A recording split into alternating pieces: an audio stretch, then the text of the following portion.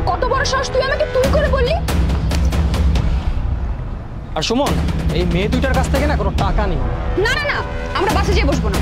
তুই বাসের প্যাসেঞ্জার হোস না কি হোস সেটা আমার দেখার বিষয় না। কি রে, এবার বুঝতে পেরেছিস আমরা কি জিনিস আর আমরা রাগলে ঠিক কতটা খারাপ হতে পারি আর তোর সঙ্গে কি কি করতে পারি? আমার হাত ধরে। বাস কি ঢাকায় যাবে? হ্যাঁ হ্যাঁ, ঢাকা যাবে। আপনি গিয়ে ভিতরে বসেন। কতক্ষণ পরে ছাড়বে বাস? এই ধরেন 20 মিনিট লাগবে। আচ্ছা ঠিক আছে, একটা টিকিট দে। না না, আপনার কিছু একটা ভুল হচ্ছে। টিকিট আমি না, আপনি ভিতরে গিয়ে বসেন, আপনাকে দিয়ে দিবে। বাসের ভিতরে গিয়ে বসে টিকিট দিবে মানে? আমি তোকে টাকা দিচ্ছি, তুই আমাকে টিকিট দিবি। বাস শেষ, আমি বাসের ভিতরে যেয়ে কেন বসবো? দেখেন, এভাবে কেন কথা বলতেছেন? আমি আপনাকে টিকিটটা দিতে পারবো না। আপনি ভিতরে গিয়ে বসলে আপনাকে ওরা টিকিট দিয়ে দিবে। তোদের মতন কন্ট্রাক্টরদের প্রবলেম কি জানিস?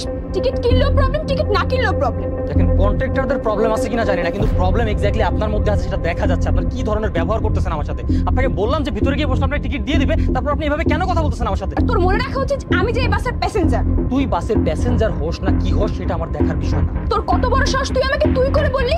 তোর সাথে আমি ওই রকম ব্যবহার করবো, তুই আমার সাথে যেরকমটা করবি। এতক্ষণ তুই আমার সাথে যা যা করছিস তোকে আমি ওইভাবে বেরোন দেবো। মন চাইলে এই বাসে যা, না মন চাইলে এখান থেকে যা। কি আশ্চর্য, মানে আমি বাসের প্যাসেঞ্জার আর নিজেকে কি বাসের মালিক ভাবতেছিস নাকি? তুই অনেকক্ষণ যাবত আমার সাথে উল্টাপাল্টা কথা বলেছিস। তোর চাইতে মন চাইলে যা, নাহলে অন্য বাসে যা। বাবা, কি হয়েছে এখানে? ঝামেলা করতেছো কেন? তাড়াতাড়ি টিকিট দাও তো, ঢাকা যেতে হবে। আরে মনি, তুই এখানে? আর হ্যাঁ আখি, তুইও কি ঢাকা যাবি? হ্যাঁ, আমিও ঢাকা যাচ্ছি। আচ্ছা ঠিক আছে, তাহলে চল তুই আর আমি মিলে বাসের ভিতর গিয়ে বসি। না না না, আমরা বাসে যেয়ে বসবো না। ওর কাছে আমি বলেছি টিকিট দিতে, ও এখানে আমাকে টিকিট দিবে, দেন আমরা বাসে যেয়ে বসবো। আরে বাবা, কি হয়েছে? ওনার সঙ্গে এত রুড বিহেভ করতেছিস কেন?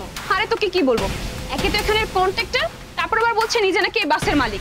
আমি কখন থেকে বলছি কন্ট্রাক্টরকে আমাকে টিকিট দিতে, ও আমাকে বলে কি বাসের ভিতরে যেয়ে বসতে। কত বড় সাহস ওর! কি রে, তুই আমার বান্ধবীর সঙ্গে রুড বিহেভ করেছিস? তোকে দেখে তো মনে হচ্ছে বাসায় 3 বেলা খেতেও পাস না, আর এখানে এসে কিনা বড় বড় বয়ান দিচ্ছিস। তোকে এত বড় সাহস কে দিয়েছে? আপনাদের প্রত্যেকটা মেয়েদের না একটা সমস্যা আছে।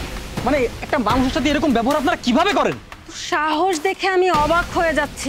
তোর কত বড় সাহস যে তুই আমাদের সঙ্গে মুখে মুখে তর্ক করিস। হ্যাঁ,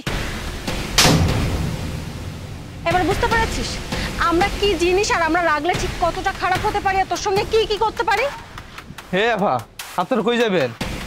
কোথায় যাবো মানে? তুই আবার কে? আমি তো এই বাসের কন্ডাক্টর। তুই কন্ট্রাক্টর, তাহলে ওকে? আর তো বাসের মালিক। মালিক? হ্যাঁ, আমি এই বাসের মালিক আর এই বাসের ইঞ্জিনের কাজ করাছিলাম, তাই এখানে এসে ওদেরকে আমি সাপোর্ট দিচ্ছিলাম।